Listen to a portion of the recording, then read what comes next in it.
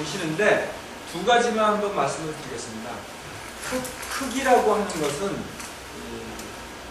이거 한번 같이 따라하면 흙은 단열재가 아니라 수결재다.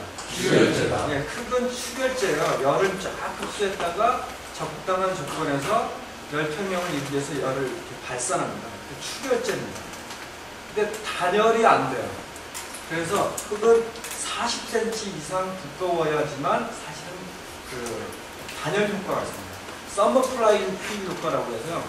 흡수했던 열을 다시 이렇게 뱉어내는 시간이 한 12시간 정도 지연이 돼요. 그 효과 때문에 마치 단열이 되는 것처럼 느껴져요. 그래서 흙부대뿐만 아니라 그 벽돌로 지은 것도요.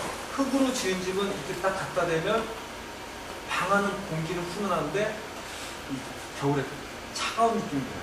그러니까 냉복사라고 하거든요. 냉복사가 있어요. 그 다음에 경제적으로 집을 지을 수 있다고 하는 것은 기술 자체가 접근성이 쉬워요. 정말 단순해요. 저도 다른 것도 해보지만 진짜 단순하긴 단순하다. 일단은 쌓기만 하면 되니까 달라붙기가 쉬워. 저도 사실은 뭐 전문가가 아니잖아요.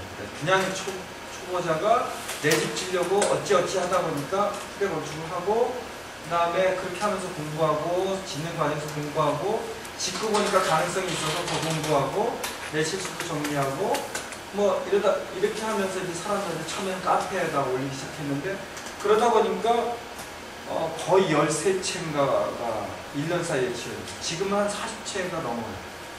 40채가 넘고 그 중에 3채 정도만 건축업자가 지은 거고 나머지는 다 집주인이 주도적으로 지은 거예요. 근데 집을 지어보지만 김석경 선생님 얘기한 것처럼 벽체가 차지하는 비중은 전체 건축에서 그렇게 크지 않습니다. 근데 흙부대 건축이 대체할 수 있는 몇 가지 부분이 있어요. 하나는 기초 부분을 강화학이나 그 자갈을 담은 부대, 그러니까 자갈부대죠. 자갈부대로 기초를 대신할 수 있어요.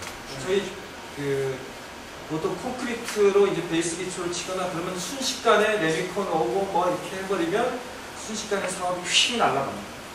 근데 자갈도랑이나 강화부대라면 기껏해야 이제 몇십만 원에서 이제 다 기초를 해결할 수 있다.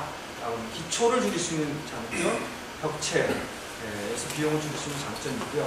그다음 미장이나 이런 것들은 직접 했을 때지 대부분의 모든 생태 건축들이 누군가에게 맡기게 되면 사실 문제가 많아져요.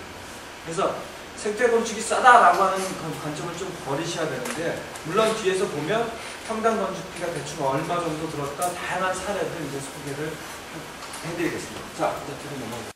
저희 집은 낮장 부대를 했거든요. 그냥 일반 쌀 부대를 했어요. 이게 들기 진짜 힘들어요.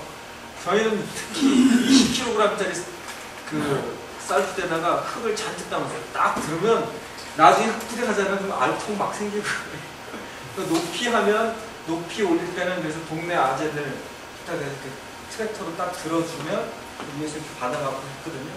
그래서 야 이거 너무 힘들다. 그러던 참에 저는 실수도 많았고 그랬는데 그 과정에서 공부를 되게 많이 한 편이죠.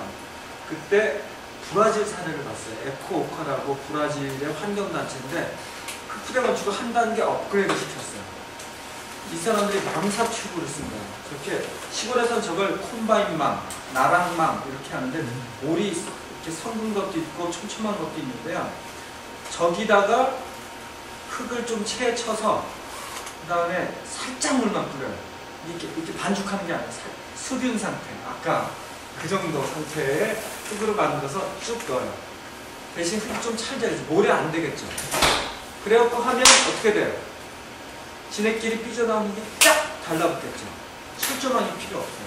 그리고 철조망이 이렇게 비비꼬여져 있어 깔 때 잘못하면 찢을 수도 있어요.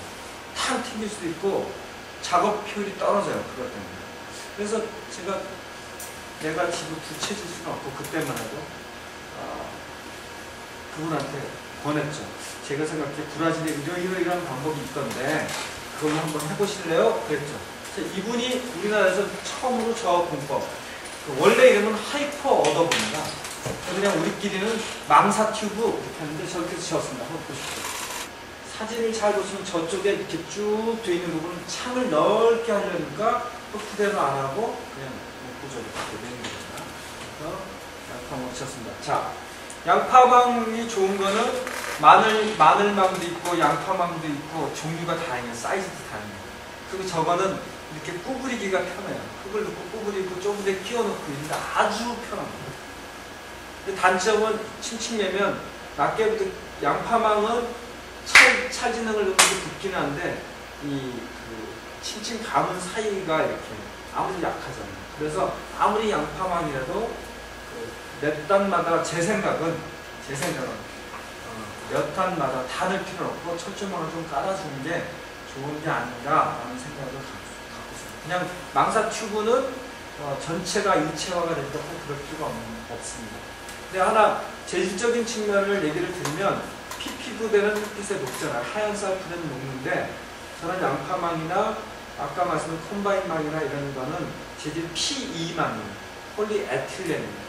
햇빛에 안 녹아요. 원래 햇빛에 널어 놓는 거예요. 그래서 오랜 동안 작업할 때는 저게 편해요. 쌀푸대를 할 때 이렇게 덮어요. 자꾸 햇빛 많이 뜨지 않아요.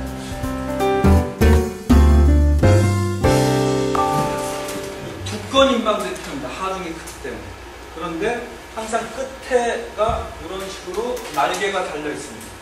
그래서 흙틀의 벽체 위에 기대주는 거예요. 그 밑에 창틀이 따로 들어갑니다.